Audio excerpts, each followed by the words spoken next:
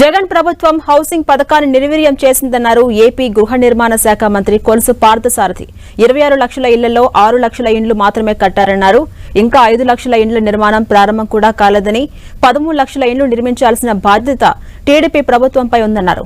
కేంద్ర ప్రభుత్వం ఇండ్ల కోసం ఇచ్చిన నిధులను గత ప్రభుత్వం పక్కదారి పట్టించిందంటూ ఆరోపించారు.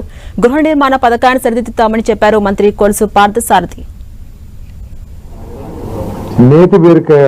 వైఎస్ఆర్ కాంగ్రెస్ ప్రభుత్వంలో నేతి బీరకాయ సామెత గుర్తొచ్చే విధంగా ఈ హౌసింగ్ ప్రోగ్రాం జరిగిందని చెప్పేసి నేను అందరికీ తెలియజేస్తా ఉన్నాను. 20.6 lakhs ఇల్లు శాంక్షన్ చేస్తే కేంద్ర ప్రభుత్వం నుంచి పేదవాళ్ళందరికీ ఇల్లు అని చెప్పి అట్టాసంగా చెప్పిన ప్రభుత్వం, గత ప్రభుత్వం కేవలం 6.8 లక్షలు మాత్రమే, 6.8 lakhs మాత్రమే కంప్లీట్ చేయగలిగింది. మిగిలిన 13.8 లక్షల ఇళ్లు పూర్తిగా అసంపూర్తిగా ఉన్నాయి.